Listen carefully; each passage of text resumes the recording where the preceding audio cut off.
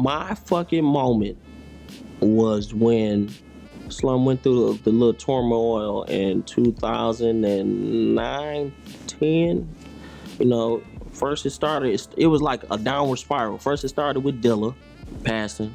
Then it was Proof passing, who was another person who was helping me take my career to the next level. Then Baatin passed. And that was like another fucking moment. Then when the group kind of like hit a standstill and did that downward spiral, it's really when I was like, fuck it. But it just, the Lord got it, all planned out. You know what I'm saying? It went from fuck it to, damn, this ain't so bad. You know what I'm saying? And like anybody else, we had to gather back, invest in ourselves, you know what I'm saying? Build the brand back up. And we still here. We haven't really stopped touring in the last 3 years. You know what I'm saying? So it's good now. The turning point for me was Dirty Slums dropping, and we wasn't really too sure what it was gonna do. And it just went crazy. You know what I'm saying? Like 500,000 downloads in like a week or something crazy like that. So we knew once that happened, we still, you know what I'm saying, the audience was still there and the fans were still behind us. So, we want to thank the fans, because without that, we probably wouldn't even be doing it right now. Some things that Proof shared with me was, number one, don't lean on nobody. You know what I'm saying? You can do anything that you really want to do if you really apply yourself. You don't need another man to take you by the hand and lead you there in order for you to make your dreams happen. Not only that, but Proof gave me the opportunity to produce his first single. You know what I'm saying? A couple songs on this album before he passed. Then the plan was he was gonna try to introduce me to M. You know what I'm saying? As a producer to work with M. So, but he passed away. So Proof was always a good dude. Not only that, jumping on songs whenever we needed him to. We got a chance to bond with him on the D12 tour. You know what I'm saying? Slum D12 tour in 2004. And, he was just a good dude. I watched him climb buildings to eating cigarette butts out of ashtray in the airport. I had a lot of good times with Proof. Proof was a wild boy.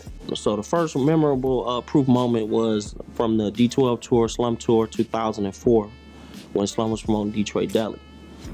We in Toronto, and we do the show. Everything was good, sold out show. Everybody in Slum, after the little after party, we go to the hotel, we go to sleep. So we get a call, it had to be like 2 in the morning. And they like, you gotta get on the bus right now. And I'm like, get on the bus right now for what? They like, man, Proof done beat up the Chinese mafia and we gotta leave right now. They coming to shoot the whole tour bus up. So that's the first memorable Proof moment. The second memorable Proof moment was when we was traveling in Europe. I was their DJ sound guy. So, Proof was like, man, what would you give me if I eat this ashtray? And it was like everybody smoking Europe, so it was like a big ass tub of cigarette butts and ashes. Like, man, you ain't gonna eat that shit. He was like, what you gonna give me? I was like, man, I ain't giving you nothing because you ain't gonna eat it. He was like, fuck it, and just like ate the ashtray with the cigarette butts and shit in it. I was like, he actually did that shit. He didn't even get sick. You know what I'm saying? So he had to have the strongest immune system known to man to eat a ashtray out of full of cigarettes and shit in Amsterdam in Europe. And so yeah, Proof was a wild boy. I done seen him eat a sucker out of puddle, somebody else sucker out of puddle that was just on the street. Yeah, Proof a wild boy.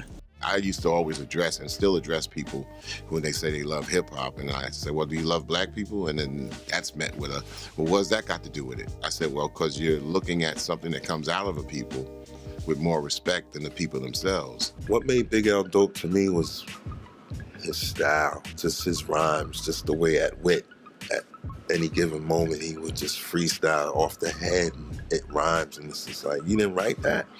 And when I got opportunity to be in the music business, I said, fuck it, and left all that shit. Like I did like 3 years. My last year, I got all incompletes. It wasn't like I didn't get F's and shit. I just said, fuck it. I'm gonna go make more money than all my teachers, and fuck it. We met Will Smith, bro, and he was like, yo, he's like, I heard you guys are from Philly. We're like, yep. He's like, are you gonna move out here? We're like, yeah. He's like, first step in the right direction. And that was it. I knew there was no fucking turning back. I was inspired by LA and I was like, fuck it, I'm gonna move to LA full time. I love Philly, but this is it.